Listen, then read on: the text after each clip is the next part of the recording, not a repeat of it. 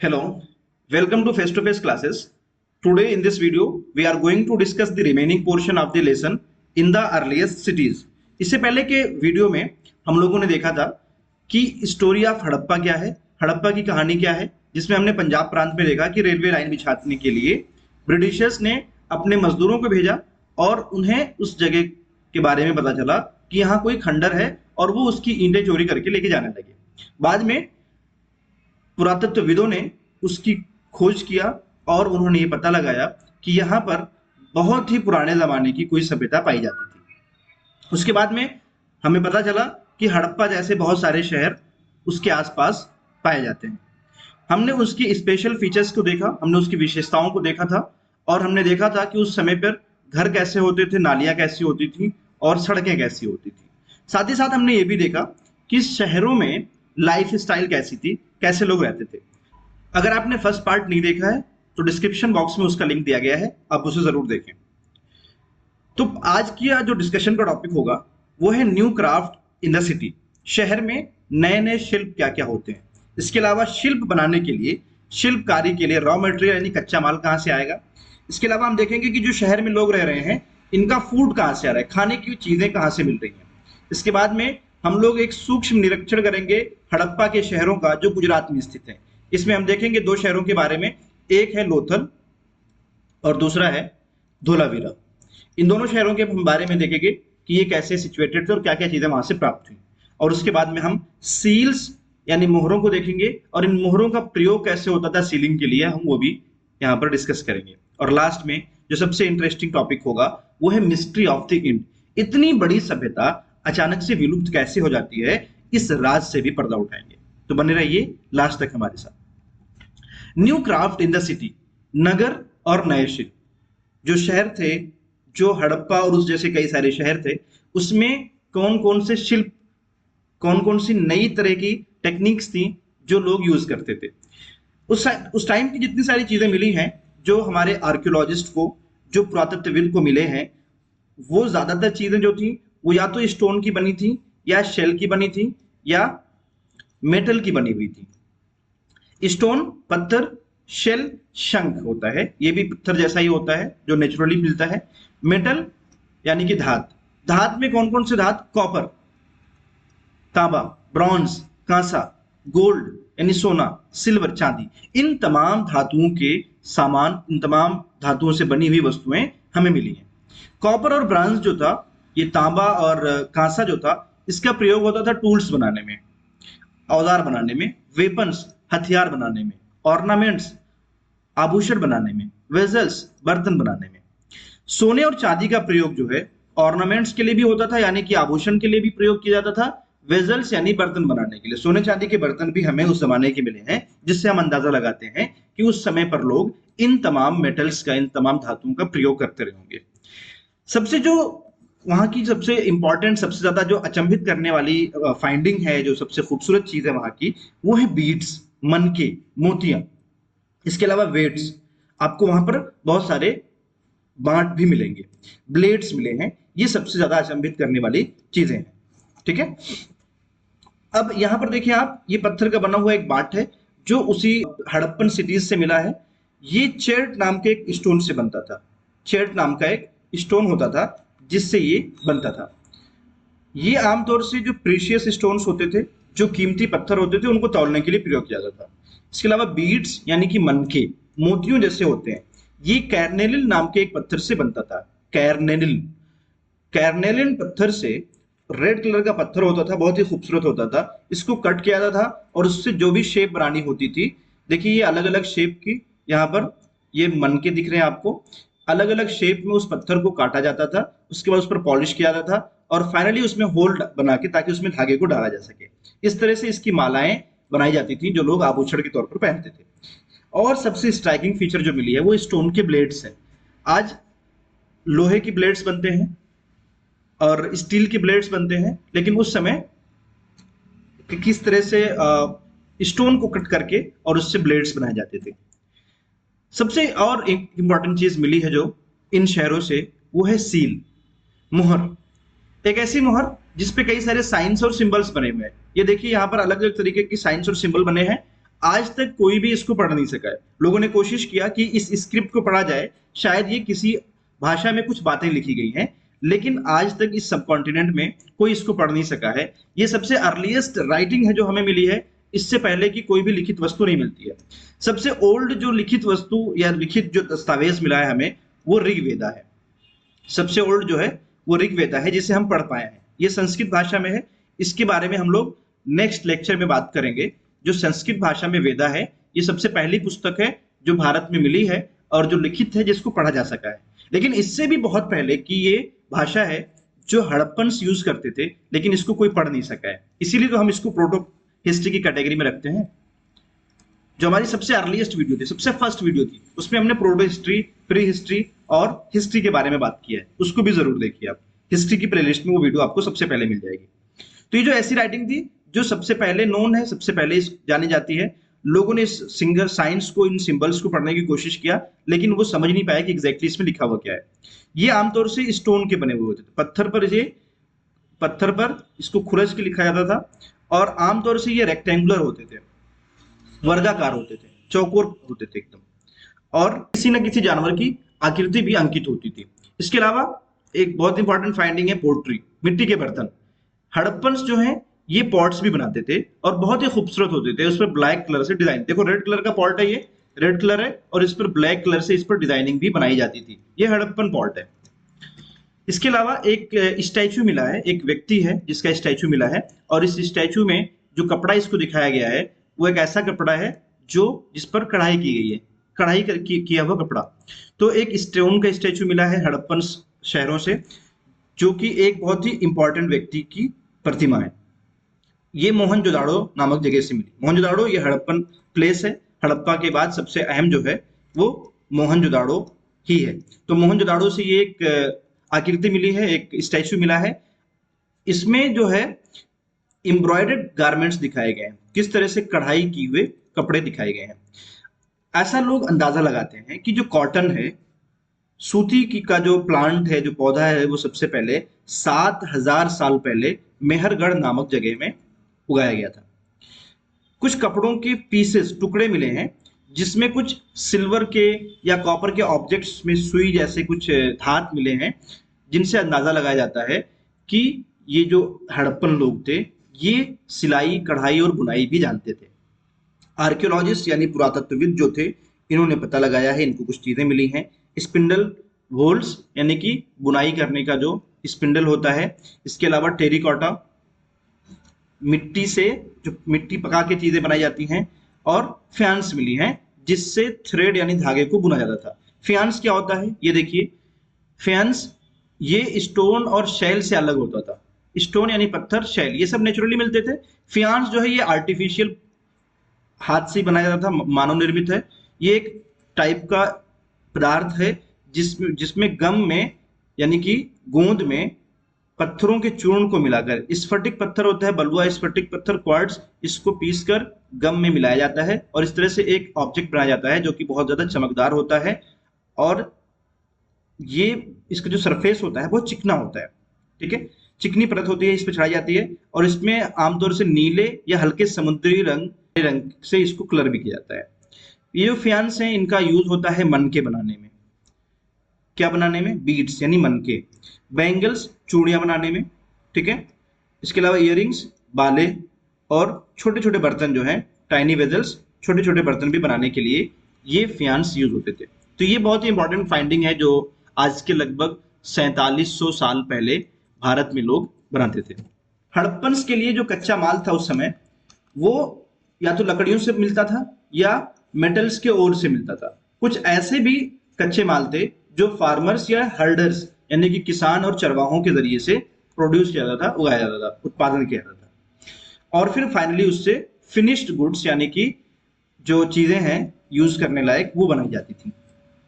देखिए, अगर आप रॉ मटेरियल की बात करें, कच्चे माल की बात करें, तो हड़प्पन्स को जो है कुछ ऐसे रॉ मटेरियल थे जो लोकली उन्हें उनके एरिया में मिल जाता था।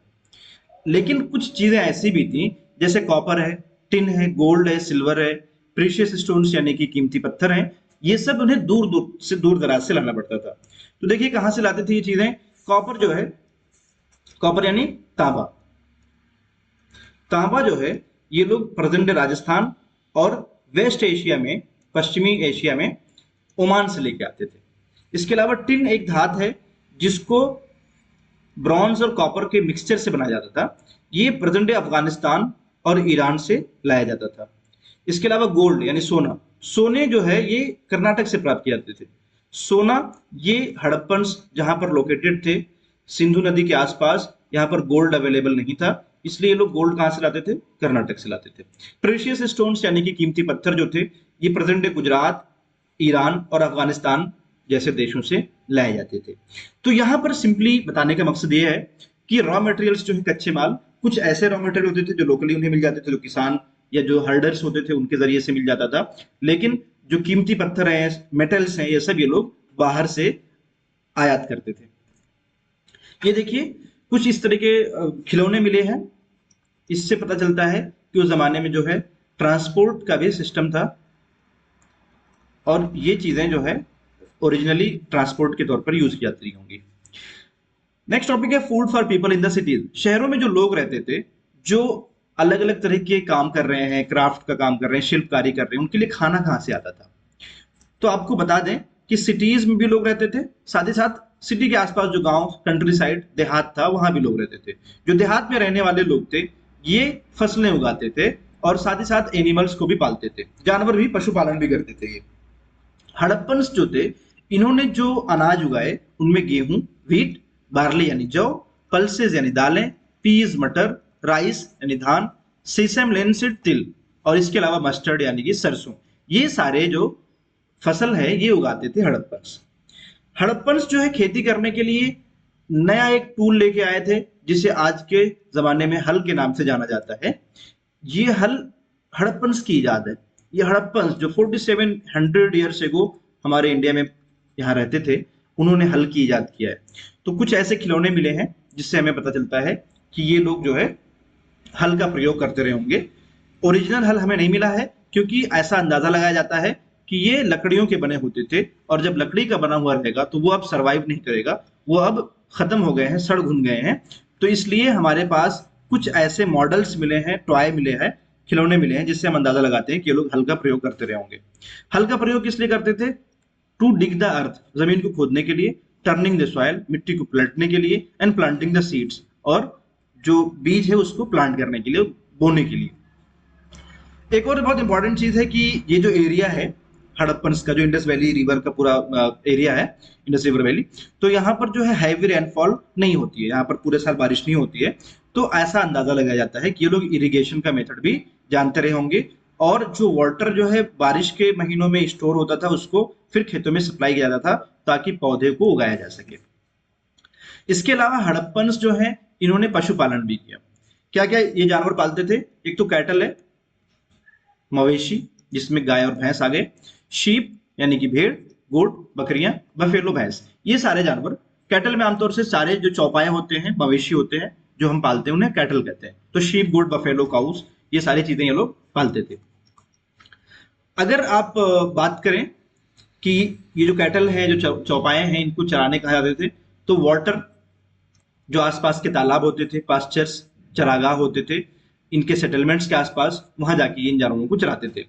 जब कभी समर का महीना होता था यानी कि सूखा गर्मी का महीना होता था, तो ये लोग क्या करते थे, इनका पूरा पूरा झुंड जो है जानवरों के साथ दूर दराज के इलाकों में निकल जाता था ताकि वो घास और पानी को तलाश कर सके। तो ये जो कभी भी आप देखेंगे, आप पूरी हिस्ट्री में पढ़ेंगे कि नॉमैड्स नाम के जो लोग होते हैं, नॉमैड्स नाम नहीं है, ये एक्चुअली एक टर्म है कि वो लोग जो एक जगह से दूसरी जगह घूमते रहते हैं, घुमक्कड़ कहते हैं इन्हें। ये लोग जो है ये पास्चर लैंड की तलाश में यानी कि चरागाह की तलाश में, चारे की तलाश में एक जगह से दूसरी जगह मूव करते हैं और इस तरह से ये अपने मवेशियों को पालते हैं। मवेशी पालन और एग्रीकल्चर यानी खेती के अलावा ये लोग फलों को भी इकट्ठा करते थे, फ्रूट्स को इकट्ठा करते थे, जैसे बैर है, या मछलियों को पकड़ते थे, जंगली जानवरों का भी शिकार करते थे, जैसे एक हिरन जानवर है, हिरन का शिकार करते थे ये लोग। तो ये सब उनके खाने की चीजें थी। एक तो ये खेती करते थे, दूसरा मवेशी पालते थे, और तीसरी चीज क्या है कि ये फ्रूट्स भी कलेक्ट करते थे, साथ ही साथ मछलियां भी पकड़ते थे और जानवरों का शिकार भी करते थे। तो एक तरह से ये हंटर गिदरर भी थे, है ना। हंटर गैदरर जो हमने फर्स्ट लेसन में देखा था, हंटर शिकार करने वाले, गैदरर्स जो फूड को कलेक्ट करते हैं। इसके अलावा ये नोमैड्स भी थे कि ये चरवाहे भी थे, ठीक है, और ये फार्मर्स भी थे। तो यहाँ पर आप देखेंगे कि जो हमने स्टोन एज में चीजें पढ़ी थी, जिसके बारे में हमारे पास कोई भी रिटेन सोर्स नहीं है, जो बिल्कुल ऐसी जंगलों में पहाड़ों पर रहते थे, उनसे बिल्कुल बहुत ज्यादा डेवलप है, और ये वो सारी चीजें फॉलो भी कर रहे हैं अभी तक फूड के लिए, खाने के लिए। अब हम हड़प्पा के जमाने के दो शहर हैं, एक धोलावीरा है, दूसरा लोथल, जो गुजरात राज्य में, आज का जो भी गुजरात है मॉडर्न डे का, वहां पर पाए गए हैं। धोलावीरा शहर जो है ये खादिर बेयत नाम की जगह है, जो रन ऑफ कच्छ गुजरात में स्थित है। यहाँ पर फ्रेश वाटर और फर्टाइल सॉइल यानी ताजा पानी और साथ ही साथ उपजाऊ मिट्टी भी अवेलेबल थी। आमतौर से जो हड़प्पा के शहर हैं वो दो पार्ट्स में डिवाइडेड थे, एक जो है सिटाडल यानी दुर्ग वाला एरिया, और एक लोअर टाउन। लेकिन ये जो धोलावीरा है ये बहुत ही यूनिक था। क्यों यूनिक था? क्योंकि यहाँ शहर में तीन पार्ट्स थे, और हर एक पार्ट जो है ये ऊंची ऊंची दीवारों से घिरा हुआ था, पत्थर की दीवार ऊंची ऊंची चारों तरफ से, बाउंड्री किले जैसे। और इन हर एक पार्ट में गेटवेज यानी दरवाजे, बड़े बड़े से दरवाजे लगे होते थे। एक लार्ज ओपन एरिया होता था अंदर सेटलमेंट में, जिसमें जो है कोई पब्लिक सेरेमनी, कोई बहुत बड़ा प्रोग्राम फंक्शन करना है तो वो होता था। दूसरा जो शहर है लोथल शहर, ये साबरमती नदी के किनारे स्थित है, जो कि गुजरात राज्य में है, गल्फ ऑफ खंबत के बहुत नजदीक है। ये उन एरियाज, उन क्षेत्रों के पास है जहां पर रॉ मटेरियल्स यानी कच्चे माल आसानी से अवेलेबल थे, जैसे सेमी प्रीशियस स्टोन्स यानी जो सस्ते महंगे पत्थर होते हैं वो यहाँ पर आसानी से अवेलेबल थे। यही वजह है कि ये एक बहुत ही इंपॉर्टेंट सेंटर था ऑब्जेक्ट्स मेकिंग का, यानी जो भी वस्तुएं बनती थी उस जमाने में, स्टोन की या शेल की या मेटल की, इन तमाम जो वस्तुओं की जो कच्चा माल या जो रॉ मटेरियल होता है वो यहाँ पर अवेलेबल था। जो शहर है ये, यहाँ पर एक स्टोर हाउस भी मिला है, स्टोर हाउस जहां पर जो सामान है, वस्तुएं हैं वो स्टोर की जाती थी। बहुत सारी सील्स और सीलिंग्स यहाँ से मिली हैं जो कि स्टोर हाउस में अवेलेबल थी, ठीक है। इसके अलावा यहाँ पर एक बिल्डिंग मिली है जिसमें ऐसा अंदाजा लगाया जाता है कि ये एक वर्कशॉप था, किस चीज का? बीड्स का, क्योंकि यहाँ पर बहुत सारे बीड्स मिले हैं, पीसेज ऑफ स्टोन यानी पत्थर के टुकड़े मिले हैं, और कुछ हाफ बीड्स, आधी अधूरी बहुत सारी बीड्स यानी मनके मिले हैं, और बीड्स मेकिंग टूल्स यानी बीड्स बनाने के जो औजार होते हैं वो भी मिले हैं, और कुछ फिनिश बीड्स भी मिले हैं। तो इसलिए ऐसा अंदाजा लगाया जाता है कि वो जो वर्कशॉप था वहां पर बीड्स मेकिंग होती रही होगी। तो आपको याद रखना है कि लोथल जो है ये बीड्स मेकिंग के लिए इंपॉर्टेंट है, और धोलावीरा जो है यहाँ पर एक बहुत बड़ी सेरेमनीज के लिए पब्लिक ग्राउंड था। हड़प्पा के ये जो लोथल शहर है यहाँ पर एक बंदरगाह भी मिला है, ये बहुत ही इंपॉर्टेंट है बंदरगाह। आपसे कहीं भी जीके में भी ये क्वेश्चन आता है कि वो कौन सा हड़प्पन सिटी है जहां पर एक बंदरगाह मिला है, डॉकयार्ड मिला है। तो आपको पता होना चाहिए कि लोथल शहर में ये बंदरगाह मिला है, और ये समुद्र के बहुत करीब है, ठीक है। ये आमतौर से एक्चुअली ये समंदर के करीब है और नदी से जुड़ा हुआ है, तो आमतौर से लोग नदियों के सहारे सामान यहाँ पर लाके विदेशों में व्यापार के लिए प्रयोग करते होंगे। सील्स एंड सीलिंग्स, मोहरें, मोहर जो है ये आमतौर से पत्थर के मोहर होते थे, और जब भी कोई सामान उसकी पैकिंग करनी होती थी, कोई भी मान लीजिए कोई पैकेट है उसको सील करना है, तो उसके ऊपर पहले मिट्टी लगा के और उसके बाद उस पत्थर से उस पर स्टैम्प कर देते थे, और वो जब किसी दूसरी जगह पर भेजते थे, अगर सील लगी हुई है तो वो उसको वैलिड मानते थे, अगर सील टूटी फूटी है तो ये समझते थे कि कुछ इसमें गोलमाल हुआ है। तो इस तरह से सील का प्रयोग भी होता था। अब सबसे लास्ट टॉपिक, सबसे महत्वपूर्ण बिंदु, कि ये जो सभ्यता थी, जो इंडस वैली की पूरी सिविलाइजेशन है, इसका अंत कैसे होता है, क्या रहस्य है इसका। आपको बता दें कि 3900 साल पहले हमने कुछ चेंजेस देखने शुरू किए। ऐसा अंदाजा लगाया जाता है कि ये जो चेंजेस हैं ये अचानक से खत्म नहीं हुए, बल्कि 3900 साल पहले बहुत सारी चीजें चेंज हो गई थी। चेंज क्या हुई कि जो सिटीज में लोग रहते थे, अब वो शहरों में रहना लोगों ने छोड़ दिया, अब वो गांव देहात की तरफ जा रहे हैं। सील्स या राइटिंग जो थी, ये वेट्स थे, ये सब अब यूज नहीं होते थे, लोगों ने इसको छोड़ दिया था। जो रॉ मटेरियल्स लोग दूर दराज से, दूर दूर से लेके आते थे, वो भी अब बहुत कम हो गया था, रेयर हो गया था। मोहनजोदाड़ो जो जगह है, यहाँ पर अभी हमने लास्ट वीडियो में पढ़ा था कि नालियां हैं जिससे पानी बहता है, और फ्रेश वाटर का एक अलग नाली होती थी। अभी क्या देखने को आ रहा है 3900 ईयर्स एगो, कि अब कूड़े करकट के ढेर हैं गलियों में, और जो ड्रेनेज सिस्टम था वो टूट फूट गया है। साथ ही साथ जो घर हैं अब वो बहुत ज्यादा अच्छे नहीं है, बल्कि लेस इंप्रेसिव है, बहुत ही बेकार किस्म के हैं, क्वालिटी के हैं। ये सब हुआ क्यों आखिर? ये डिक्लाइन या एंड क्यों शुरू हुआ? क्या रीजन था इसका? कोई भी इसके बारे में श्योर नहीं है। Why did all this happen? ये सब हुआ क्यों? वी आर नॉट श्योर, हमें नहीं पता। स्कॉलर्स जो हैं, हिस्टोरियंस हैं, वो अपनी अलग अलग राय देते हैं इस पर। कुछ लोग कहते हैं कि जो नदियां थी जिनसे यहाँ पानी आता था वो सूख गई, इसलिए ये जो पूरी सभ्यता थी वो खत्म हो गई। कुछ लोगों का मानना है कि डिफॉरेस्टेशन यानी कि जंगलों का कटाव एक बहुत अहम कारण है, क्योंकि लोगों को फ्यूल के लिए, ईंधन के लिए लकड़ियों की जरूरत होती थी, ईंट पकाने के लिए, या कॉपर ओर्स जो है उसको पिघलाने के लिए ईंधन की जरूरत होती थी, तो इसलिए लोगों ने पेड़ों को काटना शुरू किया। इस तरह से डिफॉरेस्टेशन हो गया। ये भी एक रीजन है। कुछ लोगों का कहना है कि जानवर जो थे वो ग्रेजिंग, ओवर ग्रेजिंग हो गई। जो कैटल थे, शीप थे, गोट थे, इन्होंने जो ग्रीन कवर था, जो हरे भरे मैदान थे, उसको चर के साफ कर दिया, खत्म कर दिया, इसलिए जो है ये सभ्यता एंड हो गई। वहीं कुछ लोगों का ये भी मानना है कि रिकरेंट फ्लड्स, बार बार वहां पर बाढ़ आ जाता था। देखो, बिल्कुल दो अपोजिट व्यूज यहाँ पर है। अभी पहला व्यू क्या कह रहा था कि जो नदियां हैं वो सूख गई थी, इस वजह से ये डिक्लाइन हुआ। लेकिन कुछ लोगों का ये भी मानना है कि कुछ एरियाज में बाढ़ आने की वजह से, पानी बहुत ज्यादा आने की वजह से ये जो शहर है ये खराब हो गया, और इस तरह से इस सभ्यता का अंत हो गया। कई सारे रीजन से जो लोग एक्सप्लेन करते हैं, बट किसी को ये श्योरिटी नहीं है कि ये जो सभ्यता थी क्यों खत्म हुई। फ्लडिंग एक कारण माना जाता है, क्योंकि बहुत सारे ऐसे एरियाज हैं जहां पर देखा गया है कि फ्लडिंग के साक्ष्य मिलते हैं। लेकिन ये बात तो क्लियर है कि जो यहाँ के राजा थे, इन्होंने यहाँ पर कंट्रोल खो दिया, और इस तरह से बहुत सारे चेंजेस हुए, जो चेंजेस हमें देखने को मिलते हैं, और इस सभ्यता का एंड भी हमें देखने को मिलता है। पंजाब और सिंध में जो जगहें थी, अब वहां पर लोगों ने रहना छोड़ दिया, और वहां से लोग अब दूसरी जगह पर, नए नए प्लेसेस पर, छोटे छोटी जगहों पर, नई नई बस्तियों में ये लोग आबाद होना शुरू हुए। और ये लोग पूरब की तरफ, अभी जो ये इंडस रिवर थी, अगर आप इंडिया का पूरा मैप देखें तो ये कश्मीर और ये गुजरात का एरिया है। इस तरह से अगर आप, ये एक रफ मैप मैं बना रहा हूं, तो ये अगर देखें आप, ये इंडस रिवर थी यहाँ, और यहाँ पर कहीं ना कहीं IVC civilisation, Indus valley civilisation थी। तो ये लोग अब मूव करके यहाँ से ईस्ट की तरफ, यहाँ गंगा और जमुना जो रिवर हैं, इनके आसपास ये लोग आके बसना शुरू हुए, और कुछ लोग साउथ की तरफ चले गए। ठीक है, तो इस तरह से इसका डिक्लाइन हुआ। तो आज हम लोगों ने हड़प्पन सिविलाइजेशन को कवर किया है कि हड़प्पा जो सिविलाइजेशन थी, वहां पर क्या क्या क्राफ्ट थे, कैसे लोग रहते थे, क्या खाना था उनका।